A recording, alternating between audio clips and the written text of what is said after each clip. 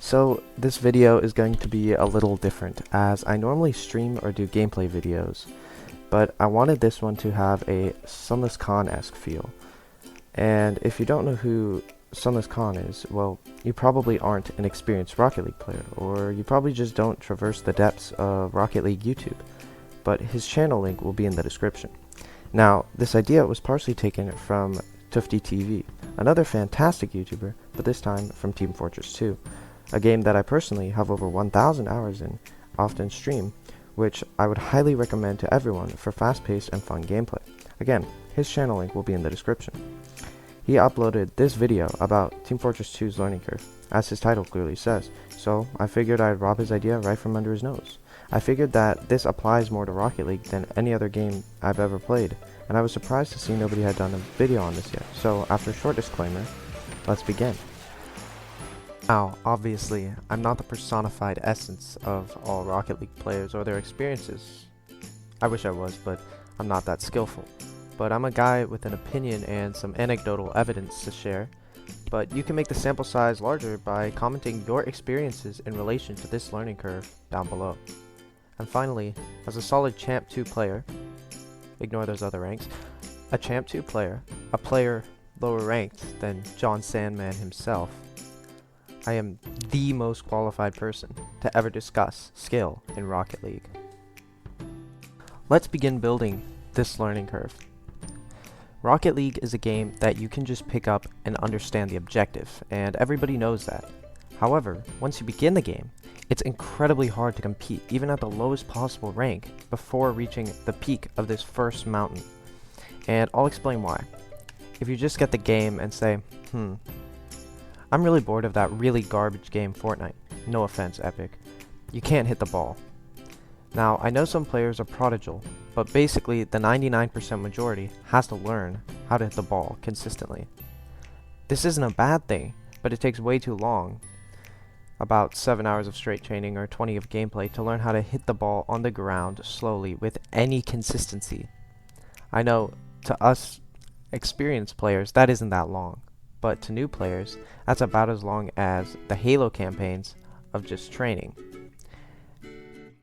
That could get us into a philosophical discussion about instant versus delayed gratification, but I don't really want to go there. It didn't used to be this way, as we were all noobs years ago and none of us could hit the ball, and it was really funny. But if you have an experience with bronzes today, they can actually hit the ball off the wall, sometimes even aerial, even in the lowest rank.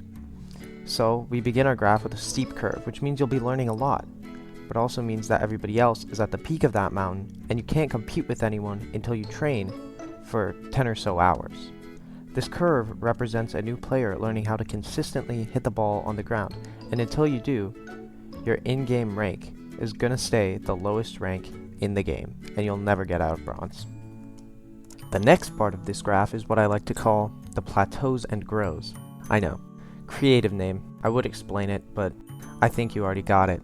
This section is really all the way from Silver to Grand Champion, and is really where the majority of players fall into. No, really? Although this has steep portions and plateaus, maybe even declines, this part of the game is easier to overcome than the bronze section because you know the joys of winning in a tight game by the skill of you. This part takes more grinding, but you have friends and YouTube videos, that's right baby, plug myself, and have way more motivation to learn that new skill. This section is really a well done section in comparison to the ranks. For example, the curve is steeper at the bottom and slows down near the top. That's me, Champ, at the top. Suck on that. Anyway, the final part of the graph is where the high Grand Champs fall into. Really approaching their highest possible peak no matter how much they grind, it's really hard to pass this point. These players slow down like a logarithmic function. Basically, the graph is like exponential. Never mind, the curve slows down. Their skill level cannot be passed, could be known as their asymptote, which is why high-level players are so close in skill level. Their diminishing returns are so much. Also, the esport wouldn't be good if one team destroyed all the others. Oh wait, that's G2. As we analyze this graph, there are some things to be taken away. Personally, I don't think that players should have to grind for hours before they understand just how fun the game can be, and that really stands out to me as the biggest problem in the graph, as you want a good introduction for a video or book or game so that the audience wants to keep going. I think the best way to do this would be to highly prompt, like highlight, the training sections until you have reached a certain percentage.